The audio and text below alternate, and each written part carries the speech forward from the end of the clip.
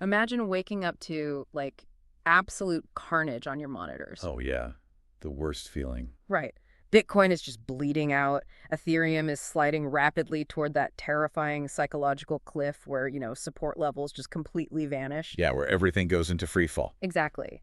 Every single token on your dashboard is flashing red, and the crypto fear and greed index is sitting at this dismal, totally panic-inducing 11 out of 100. Which is basically the absolute definition of capitulation. I Yeah. mean, market participants are no longer making rational, math-based decisions at that point. No, not at all. They're acting entirely on, like, pure preservation instincts. Right. But what if you found a system that didn't just survive that specific kind of macroeconomic terror, but actually use that market-wide panic as rocket fuel? That's the dream, isn't it? It is. A Mhm. protocol mathematically engineered to get stronger both structurally and financially when literally everyone else is mashing the panic sell button. Yeah, which sounds impossible, but that's exactly what we're looking at today. Welcome to today's deep dive.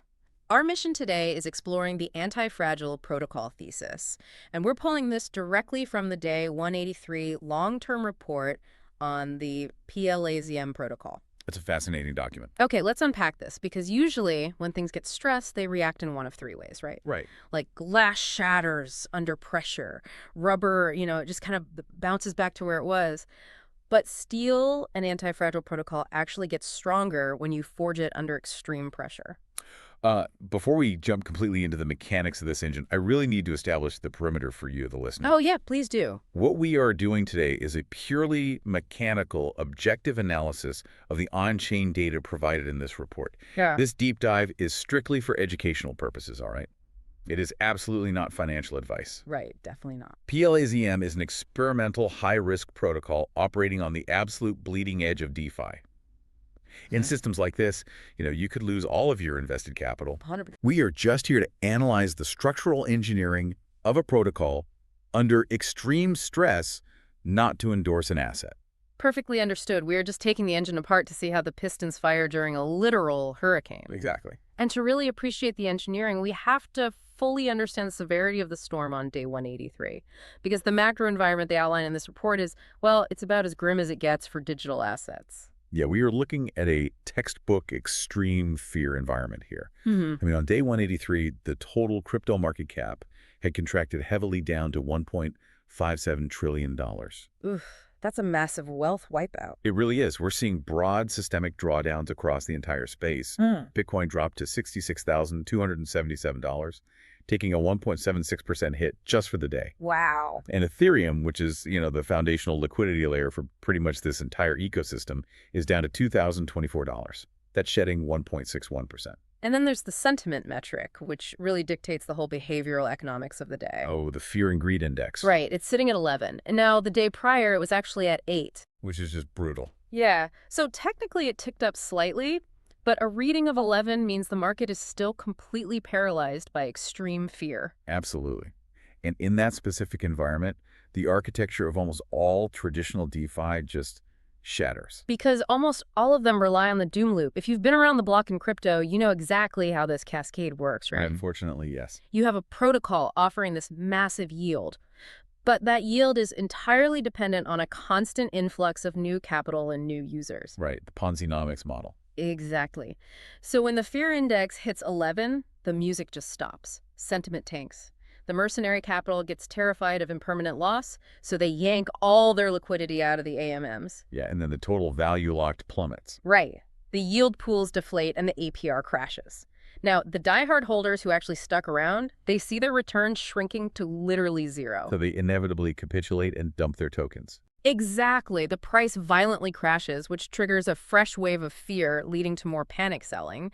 It is just a self-reinforcing, sentiment-driven death spiral. It functions exactly like a traditional bank run, honestly, just accelerated by smart contracts. Yes. The protocol collapses because its core structural integrity was inherently reliant on the unpredictable, highly emotional sentiment of new retail buyers. Which brings us to the massive contradiction in the day 183 data. I mean, wait, if the entire market is bleeding out, Bitcoin is dropping, Ethereum is dropping, new participants are fleeing, How is it mathematically possible for any protocol's metrics to show green today? It defies logic, It eh? totally does. What makes PLAZM's day 183 data different? Because the report shows its price is actually up 1.47%. Yeah. And even crazier, its bond APR didn't crash. It actually increased to 38.4%. I mean, how are they generating a 38% yield on a day when everyone else is running for the exits? Well, it happens because the protocol has engineered a complete decoupling of its yield generation from new user sentiment. Work at Yet it does not require a single new participant to buy a token to maintain or even grow that yield. Here's where it gets really interesting. Because the source outlines a vault mechanic that basically operates entirely in a vacuum. Right. Let's think of this vault like a fully automated off-grid solar farm. Even if everyone in the surrounding city is panicking about a massive economic recession representing the macro market fear, the solar panels themselves literally do not care. That's a great way to look at it. They don't require human optimism to function. They just sit there, silently and passively absorbing sunlight, continually generating electricity. The farm produces the exact same wattage whether 10 people buy the token today or 10,000 people do. That is a phenomenal conceptual bridge for what is executing on-chain. Let's look at the exact composition of this specific solar farm. Into it. PLAZM utilizes a decentralized vault architecture. On day 183, the data shows this vault holds 204.5 Ethereum. Okay. At the ETH price on that specific day, that is a deployed capital base of approximately $413,905. But the critical part is that this Ethereum isn't just sitting in a cold wallet waiting for the price to go up, right? It's actively deployed. Correct. The protocol takes that 204.5 ETH and deploys it into DeFi bonds. Okay, so how does that work? Well, to understand how the yield is decoupled from PLAZM's token price, we have to look at these bonds. The protocol basically uses the Ethereum in the vault as locked collateral. Got it. Against that collateral, it borrows USDC. It then takes that borrowed USDC and deploys it into specialized yield-bearing liquidity strategies. And because USDC is a dollar peg stablecoin, the actual yield being generated on the back end is completely insulated from the hour-by-hour price volatility of the crypto market. Precisely. The underlying collateral is ETH, sure, but the active yield farming is happening in stable dollars. That's brilliant. Yeah, the strategy executes its algorithmic duties regardless of what the fear and greed index reads. It simply does not matter if retail traders are panic selling their PLAZM tokens. Because the DeFi bonds are often their own little silo? Exactly, executing stablecoin yield strategies. On day 183, this automated mechanism generated exactly $435.58 in pure realized USDC yield. Which proves the decoupling right there. That $435 wasn't taxed from new buyers. It was generated by the existing treasury working autonomously in the background. Yeah. But generating cash is only half the equation, right? The real question is how a decentralized protocol weaponizes that cash to defend its ecosystem during a crash. And that's where the allocation split comes in. Right. The report details a very specific three-way allocation of that daily yield. And that split is the literal engine of the anti-fragile thesis. Yeah. Every single day, the smart contracts take that newly generated USDC and chop it up. Okay, so where does it go first? First, roughly 65% of that yield goes directly to a function called buy and burn. Oh, wow, 65%. Yeah, a huge chunk. The protocol goes to the open market, utilizes the stablecoins to buy its own PLAZM tokens out of the liquidity pool, and permanently destroys them. So it's operating like an automated corporate stock buyback. Except instead of the company holding the shares in a treasury, the shares are literally incinerated to permanently reduce the total circulating supply. Yes, exactly. It's constant deflationary pressure funded by external yield. Incredible. What's next? Then, approximately 10% is routed to a bucket called buy and build. Buy and build. Okay. This function buys the token, but instead of burning it, pairs it with the remaining stablecoins to actively thicken the decentralized liquidity pools. Meaning it's actively building a thicker trading floor. So it makes it mathematically harder for massive sell orders to cause aggressive price slippage in the future. Exactly. It deepens the trench, so to speak. Nice. Finally, the remaining 20% is directed to the buy and grow bucket. This is where the protocol takes a portion of the daily yield and reinvests it straight back into purchasing more DeFi bonds. So it's the compounding mechanism. It's taking the electricity generated from the solar farm and using it to purchase and install brand new solar panels. That's exactly it. Which means the yield-generating base is literally expanding itself in the middle of absolute market terror, completely independent of external capital inflows. The machine feeds itself. But, knowing that the protocol constantly generates USDC, we have to bridge this internal mechanism to the external reality of the open market. Right, how it actually affects the chart. Exactly. We need to explore how that exact mechanism impacts the token's open market price during a crash, when human psychology is heavily biased towards selling. Because the net decoupling on day 183 is just staggering. Let's map it out.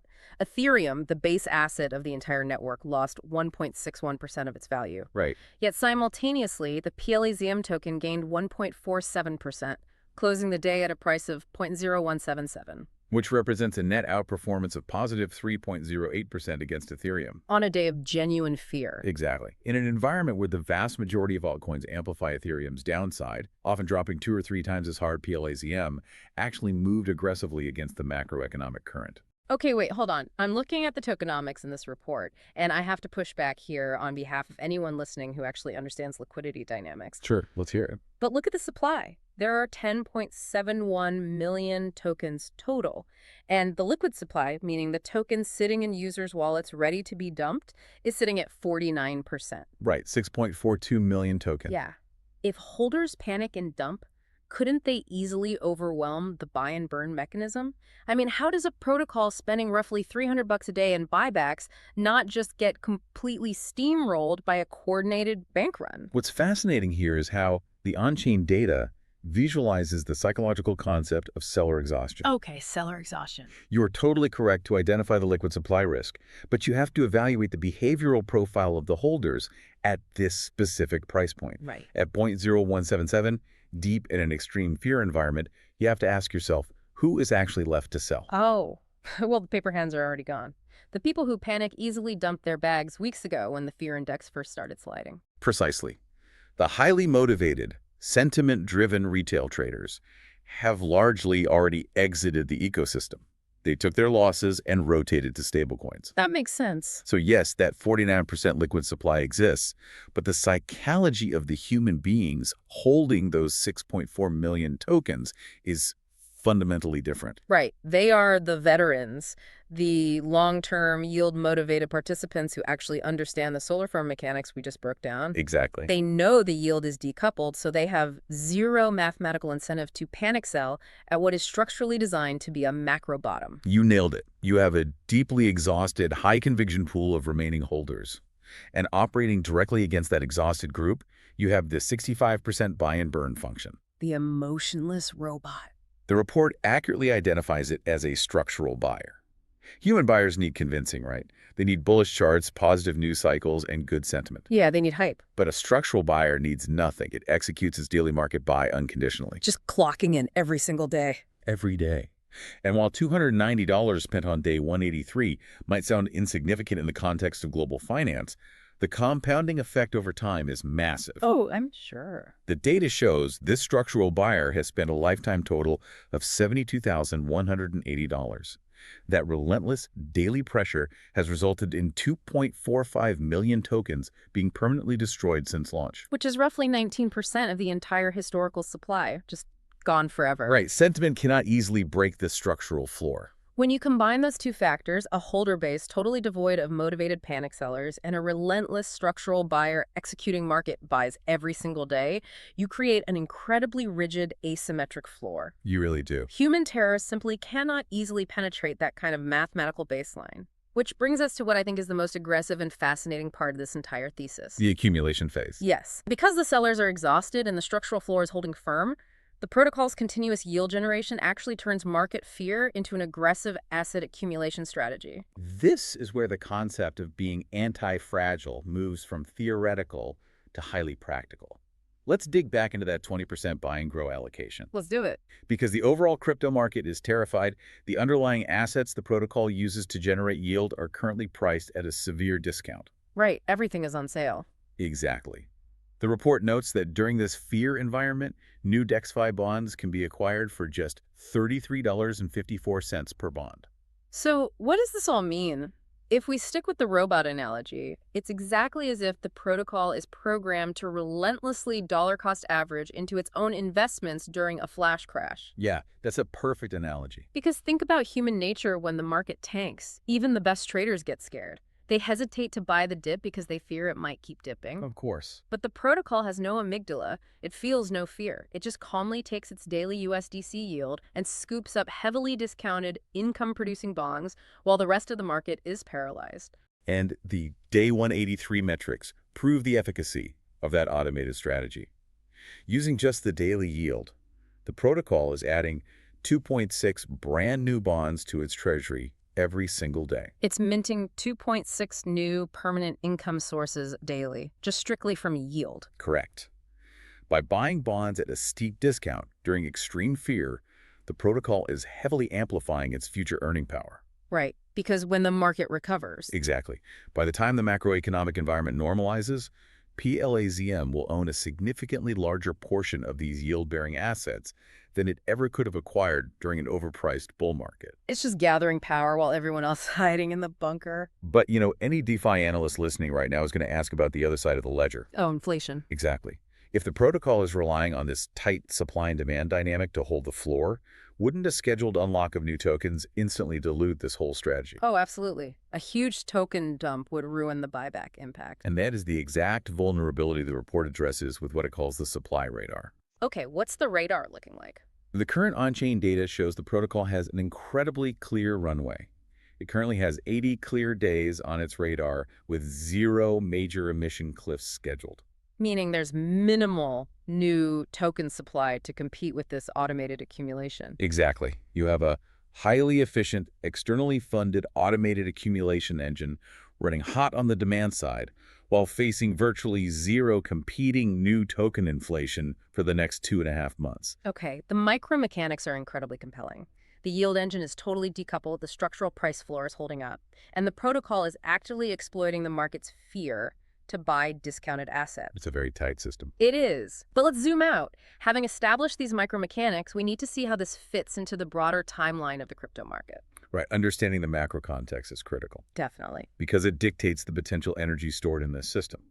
The report explicitly highlights that Ethereum is currently hovering around that heavily contested $2,000 psychological support level. Which is a huge line in the sand.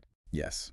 And we must also contextualize the fear and greed index. We are at an 11. Right, deep capitulation. While we strictly avoid making any forward-looking price predictions, quantitative historical data shows that sustained readings in that 11 to 15 range often correlate strongly with macro market bottoming behavior. But the true elegance of the anti-fragile thesis is that PLAZM mathematically doesn't need a recovery to generate its USDC yield, does it? That is the absolute crux of the argument. It doesn't need a recovery at all. Right. The stablecoin generation engine fires exactly the same, whether Ethereum is at $2,000 or $4,000. Yeah. What a market recovery actually provides is just a massive multiplier effect on the US dollar value of its existing ETH vault. It just amplifies everything. Okay, so if I'm a listener and I'm tracking this protocol objectively over the next few weeks, what are the actual tangible metrics I'm looking at? The report establishes 4 highly specific forward-looking watch points. Let's hear them. Indicator 1. Does the price hold above the structurally meaningful 0.0170 level if ETH tests $2,000? Okay, checking the floor. Right. Indicator 2. Does the Y grow rate accelerate past 2.6 bonds per day? Right, is the compounding getting faster? Got it. What's number 3? The overall staked percentage. Today it sits at 17%, which is down from 18%. Okay. You need to watch if it continues to decline, which might signal an end-of-cycle unlock, where long-term participants are naturally taking profits. Makes sense. And the 4th watch point? Does the 80-day clear emission horizon actually hold true? Okay, basically, are there any surprise token dumps? Exactly. Those are incredibly precise, actionable metrics to track. It perfectly synthesizes the entire anti-fragile thesis. He really does. Just to summarize, by mathematically separating yield generation from new buyer sentiment and then using that yield to structurally buy and burn tokens, a protocol can logically, mechanically decouple from a global market panic. And, it leaves us with a much broader, highly philosophical question to ponder. If decentralized protocols can be mathematically engineered to thrive on extreme market fear, how might this change the way we think about the inevitability of bear market losses in traditional finance. Oh, wow. If a few lines of immutable code can seamlessly turn a global market crash into an accumulation advantage, what excuse does Wall Street really have for losing billions when sentiment turns sour? Exactly. That is a fascinating, paradigm-shifting thought to leave on. Thank you to everyone for joining us on this deep dive. Thanks for having me. Remember, always do your own rigorous research. This has been an educational exploration of experimental DeFi, not financial advice. Well, Until next time.